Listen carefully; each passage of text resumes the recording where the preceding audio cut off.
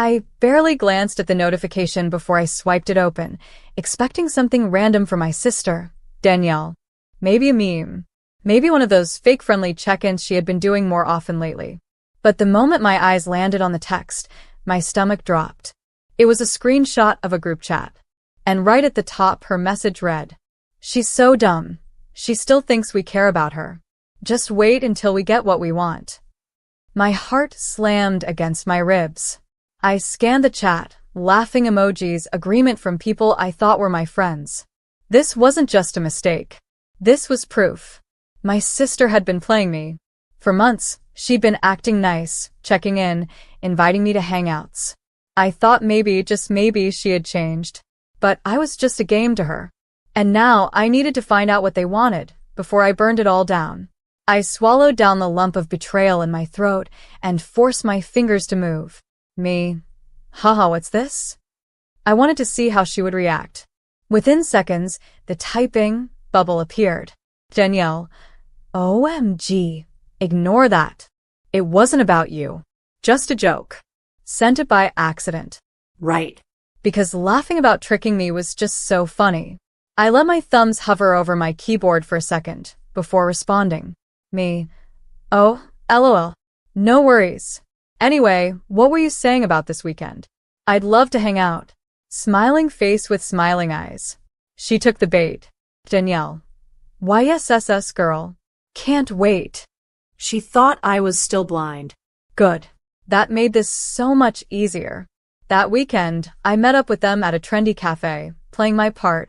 Danielle hugged me when she saw me, like we were the closest sisters in the world. I hugged her back, letting her believe she was winning. Her friends greeted me like nothing was wrong, like they hadn't trashed me behind my back. We chatted for a while, small talk, fake laughter, until... "So, I heard you got a raise at work," Danielle said, eyes gleaming. "That's huge for you." Oh. So that's what they wanted. Money. I gave them a sheepish smile. Oh, yeah, just a small bump in salary. Nothing major.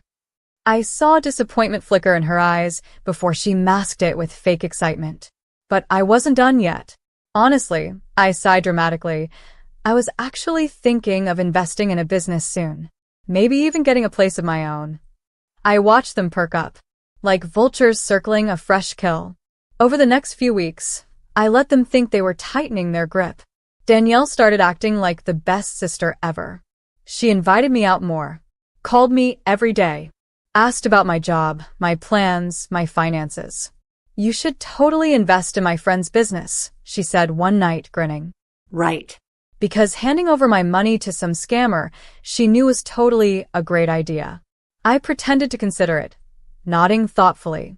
But behind the scenes, I was locking everything down. I changed my banking passwords. I removed Danielle from my emergency contacts. I even talked to a lawyer about setting up extra security on my finances. Because when I cut them off, they weren't going to get a single penny. One night, Danielle invited me to a party at her friend's house. I wasn't planning to go. But then, as she was grabbing drinks, I saw her phone light up on the table. I normally wouldn't snoop. But this wasn't normal. I glanced down. Message preview. "She's coming to the party, right? Make sure she drinks a lot. It'll be easier that way." A chill ran down my spine. What the hell? I was done pretending, but I needed one last act before I exposed them. At the party, I let Danielle hand me a drink.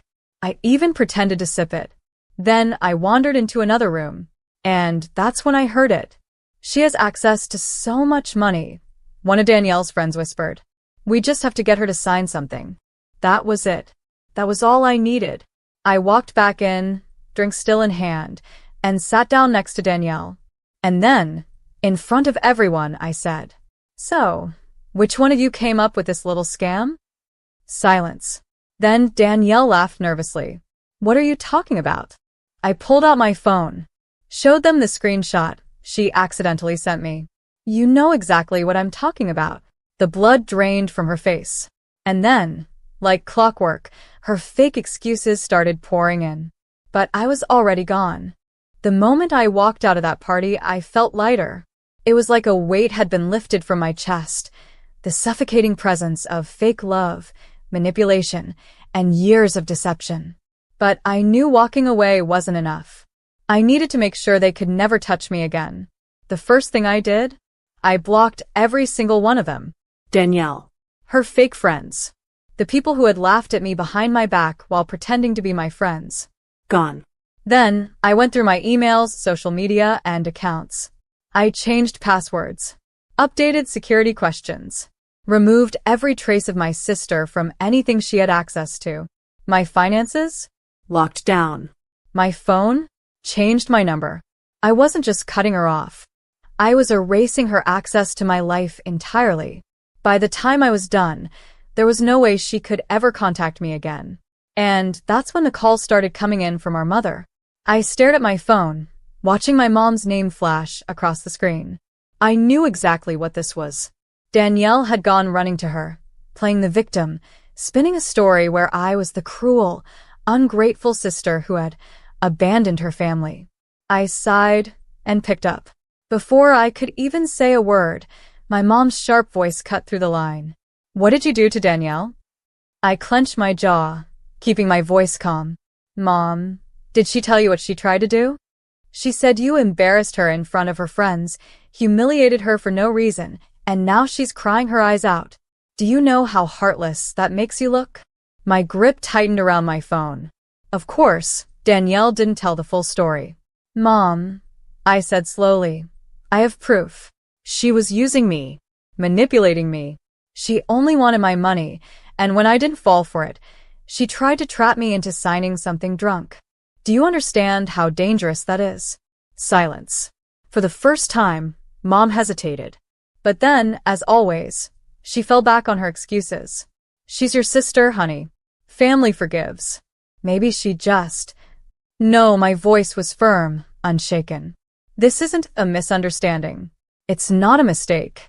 She knew exactly what she was doing. Another pause. Then, softer, more manipulative. "You know she's struggling right now. Can't you just help her a little?" My heart went cold. That was it.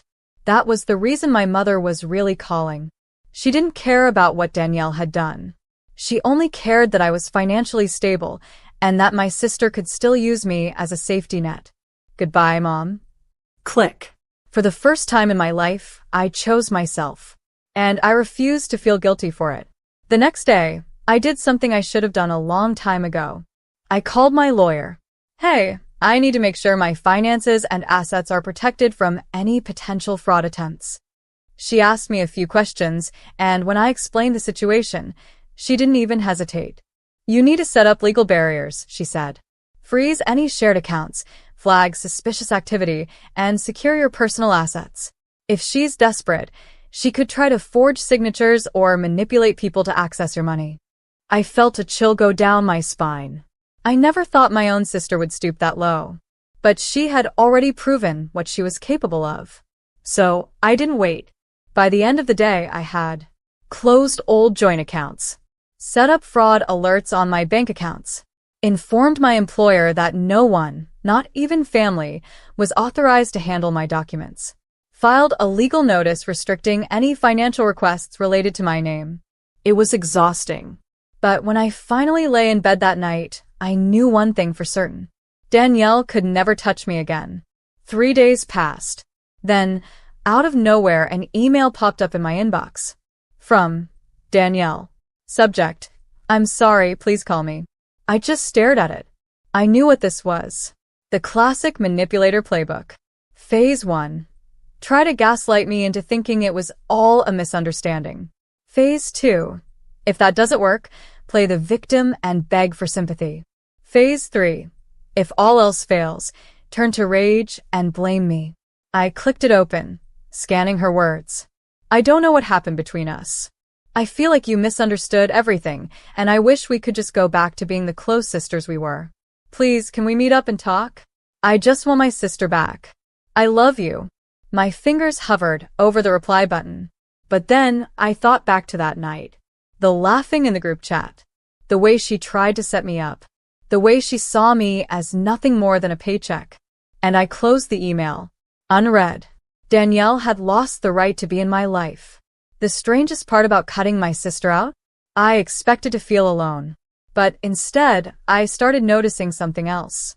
The people who actually cared about me, truly, deeply cared, were still here. A close friend from work noticed I seemed off. She invited me over, just to talk. We shared a bottle of wine, and for the first time in weeks, I laughed, a real, deep laugh. Another friend sent me a message. Hey, I saw you cut ties with Danielle. I just wanted to say, I get it. If you ever need to talk, I'm here. And it hit me. I spent so much time trying to earn my sister's love, trying to prove I was good enough for her. And yet, the whole time, I already had people who loved me for who I was. I just needed to choose them instead. The last message I ever got from Danielle came 2 weeks later. It was short, bitter. You think you're better than me? I stared at the screen for a long time. And then, without hesitation, I deleted it. She no longer had power over me. She never would again. The day after I deleted Danielle's final message, I woke up feeling different. Lighter. Clearer. For years, I had carried the weight of her expectations, her manipulations, her conditional love, and now it was finally gone. I made my coffee and sat on my balcony, watching the city come to life. And for the first time in forever, I didn't feel like I owed anyone an explanation for my happiness. But cutting her off wasn't just about deleting a number. It was about rebuilding my life in a way that was truly mine. That meant setting new boundaries. That meant choosing kindness, but only for those who truly deserved it. And that meant never, ever letting someone like Danielle into my life again. It wasn't easy. A week later, I got a call from my mother again. This time, she wasn't yelling. She was crying. Danielle's struggling, she whispered. She's in a really bad place. I know she hurt you, but she's still your sister. She needs you. I gripped my phone, taking a deep breath. The old me, the one desperate for validation, for approval, might have caved. But not anymore. I kept my voice calm, firm. She needed me when she was laughing about using me. She needed me when she was trying to trap me. I gave her chances, Mom. She burned every single one. Silence. Then, I just don't understand why you're being so cold. That stung. Because the truth was, I wasn't being cold. I was just finally protecting myself. But to people who benefit from your lack of boundaries, self-respect always looks like cruelty. I'm not cold, I said softly. I'm just done. And for the first time, I really meant it. One afternoon, I walked into my favorite cafe, ready to write in my journal, something that had become my new routine. As I ordered my coffee, I overheard a woman in front of me struggling to pay. Her card wasn't working. She fumbled in her bag, cheeks flushing with embarrassment. Without thinking, I tapped my card on the machine. On me, I said with a small smile. She looked at me, stunned. Wait, seriously? I nodded. I've been there before. It's okay. Her eyes welled up with tears. You have no idea how much this means to me, she whispered. I just got out of a really bad situation. Today was supposed to be my fresh start, and she stopped, shaking her head. You just made my whole day. I blinked, realizing something huge. For years, I had wasted my kindness on people who didn't deserve it. But that didn't mean kindness itself was wrong. It just meant I needed to give it to the right people. People who wouldn't take it for granted. 3 months passed. Life was good. Peaceful. Then one evening, I got a call from an unknown number. I debated ignoring it, but something in my gut told me to answer. The moment I picked up, I regretted it. It was Danielle. She was sobbing. Please, I need help. I stayed silent. I have nothing left, she choked out. Mom won't give me money. My friends turned their backs on me. I don't know what to do. I closed my eyes. This was exactly what she had done to me for years. Played the victim. Pulled at my emotions. Expected me to drop everything and save her. But I wasn't that girl anymore. I'm sorry you're struggling, I said quietly. But I can't help you. She inhaled sharply. What? You're just going to let me suffer? You let me suffer. That shut her up. I didn't say anything else. I just hung up. And for the first time, I didn't feel guilty about it. That night, I met up with the people who had become my real family. Friends who had stood by me. People who had never once used me, manipulated me, or made me feel like I had to earn their love. As we laughed over dinner, I realized something. Family isn't about who you share blood with. It's about the people who show up for you, not just when they need something, but when you need them, too. Danielle and I had been born into the same family. But that didn't mean I had to keep her in my life. Because sometimes, the most loving thing you can do is let go of the people who only bring you pain. And that's exactly what I did. For the first time in my life, I wasn't walking on eggshells. I wasn't waiting for the next time Danielle would use me. I wasn't worried about being tricked, manipulated, or laughed at behind my back. I was free. And freedom tasted better than any fake relationship ever could. I focused on myself. I started a new hobby, traveled, strengthened the friendships that truly mattered. And most of all, I stopped apologizing for choosing myself. Months turned into a year. Danielle faded into a distant memory, just another lesson in my past. I never checked up on her, never wondered what she was doing, because for the first time, my happiness wasn't tied to her anymore. One evening, as I sat watching the sunset, a thought crossed my mind. If I could go back, would I do anything differently? And the answer was simple. No. Because sometimes the people you think are meant to love you the most are actually the ones you need to walk away